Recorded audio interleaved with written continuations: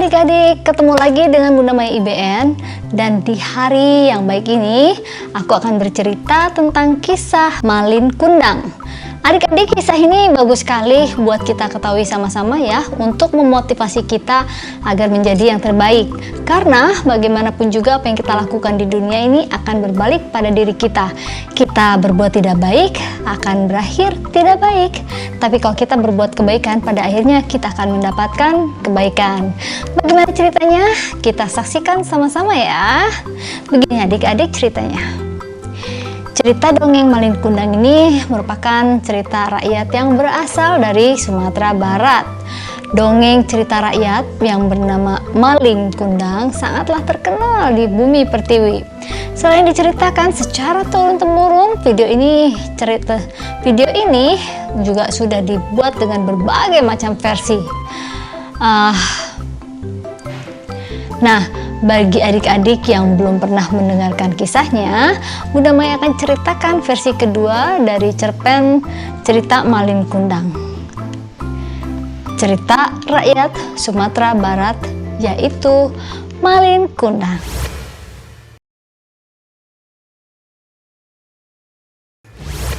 Pada zaman dahulu, di sebuah perkampungan nelayan, pantai air manis di daerah Padang, Sumatera Barat, hiduplah seorang janda bernama Mande Rubayah bersama seorang anak laki-lakinya yang bernama Malin Kundang.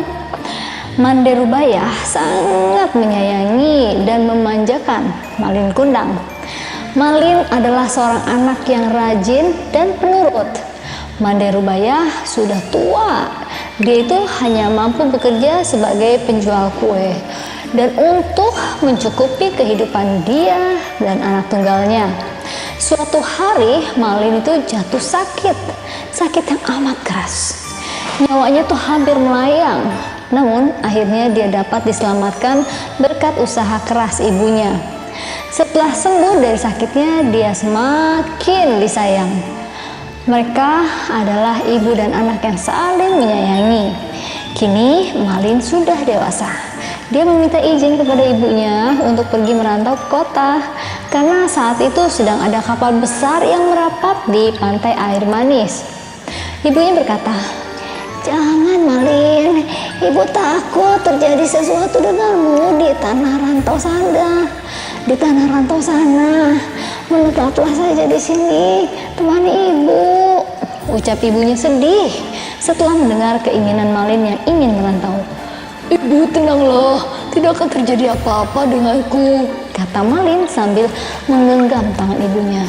"Ini kesempatan Bu, karena belum tentu setahun sekali ada kapal besar merapat di pantai ini. Aku ingin mengubah nasib kita Bu, izinkanlah," pinta Malin memohon. "Baiklah ibu, izinkan, cepatlah kembali, ibu akan selalu menunggumu nak," kata ibu sambil menangis. Meski dengan berat hati, akhirnya Mande Rubayah tuh mengizinkan anaknya pergi. Kemudian Malin dibekali dengan nasi berbungkus daun pisang sebanyak 7 bungkus. "Ini untuk bekalmu di perjalanan," katanya sambil menyerahkan kepada Malin.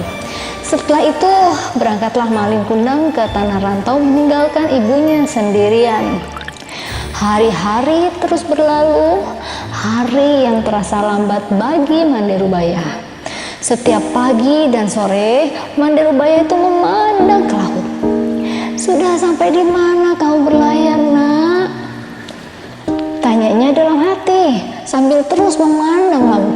Dia selalu mendoakan anaknya agar selalu selamat dan cepat kembali. Beberapa waktu kemudian, jika ada kapal yang datang merapat, dia selalu menanyakan kabar tentang anaknya. "Apakah kalian melihat anakku Malin? Apakah dia baik-baik saja? Kapan dia pulang?" tanyanya. Namun setiap dia bertanya pada awak kapal dan nahkoda, tidak pernah mendapatkan jawaban.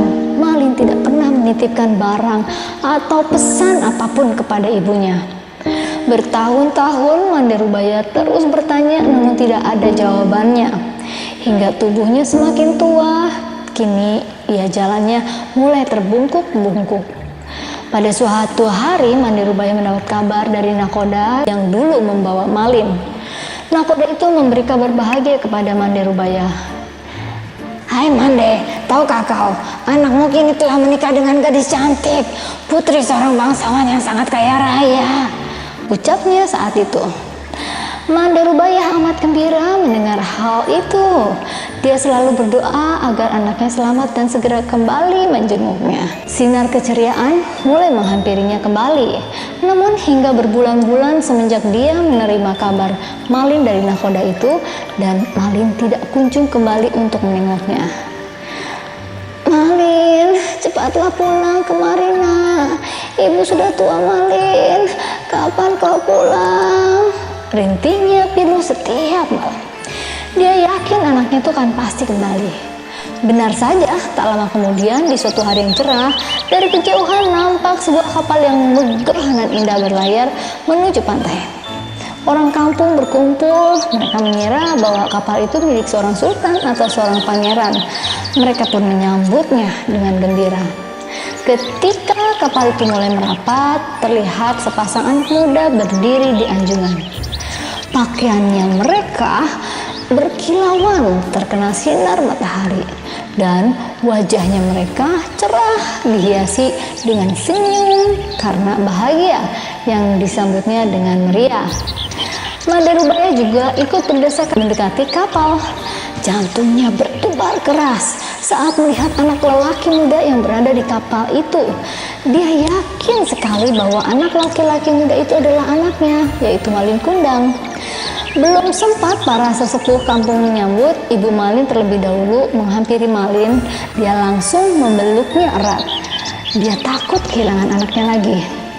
Malin, anakku, kau benar anakku kan? Katanya menahan isak tangis karena gembira. Mengapa begitu lamanya kau tidak memberi kabar kepada ibu nak? Malin terkejut karena dipeluk wanita tua renta yang berpakaian compang-camping itu. Dia tidak percaya bahwa wanita itu adalah ibunya.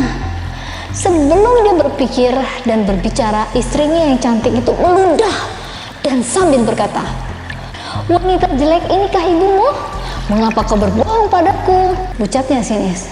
"Bukankah dulu kau katakan bahwa ibumu adalah seorang bangsawan yang sederajat denganku?" Mendengar kata-kata pedas istrinya, Malin Kundang langsung mendorong ibunya hingga terguling ke pasir. "Wanita gila, aku bukan anakmu!" ucapnya kasar. Mande Rubaya tidak percaya akan perilaku anaknya. Dia pun jatuh terduduk sambil berkata, "Malin, Malin, anakku, ini ibumu nak. Mengapa kau jadi seperti ini nak?" Malin Kundang tidak memperdulikan perkataan ibunya, dan dia tidak mengakui ibunya. Dia malu kepada istrinya. "Hei wanita gila, ibuku tidak seperti engkau, melarat dan kotor."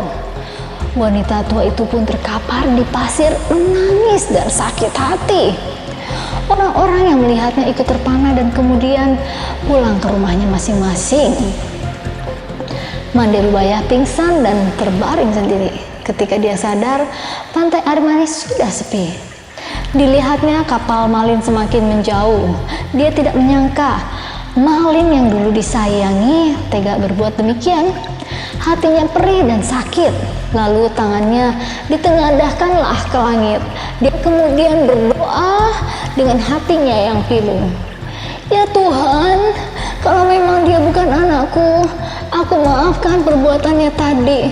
Tapi kalau memang dia benar anakku yang bernama Malin Kundang, aku mohon keadilan-Mu ya Tuhan," ucapnya pilu sambil menangis.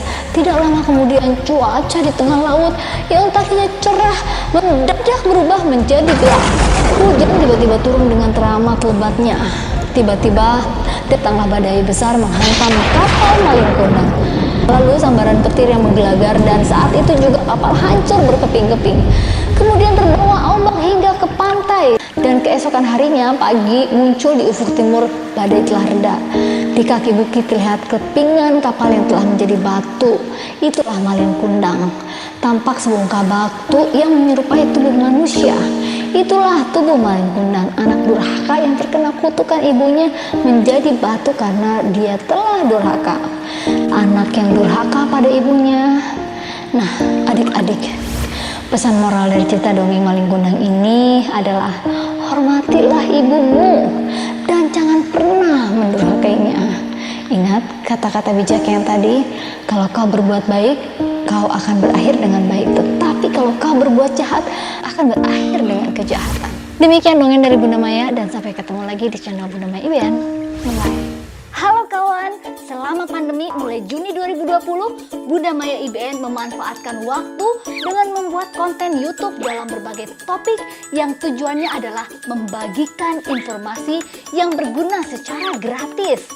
Video berikut ini cara mencari video dari 8 channel yang dimiliki oleh Bunda Maya IBN. Begini caranya, yuk kita lihat. Yang pertama, ketik Maya Food Adventure.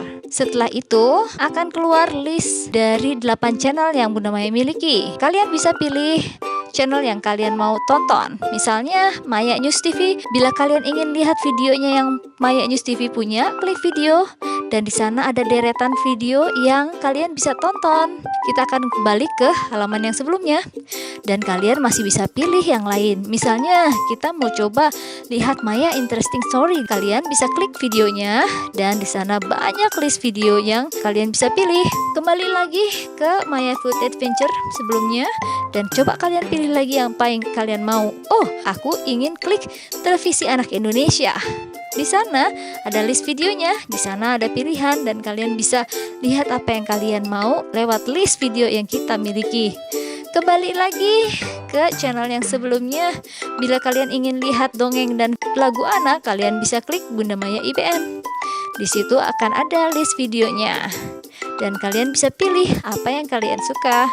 Semoga semua video yang aku buat bisa bermanfaat untuk kawan. Sampai jumpa lagi di video yang akan kawan lihat. Bye-bye.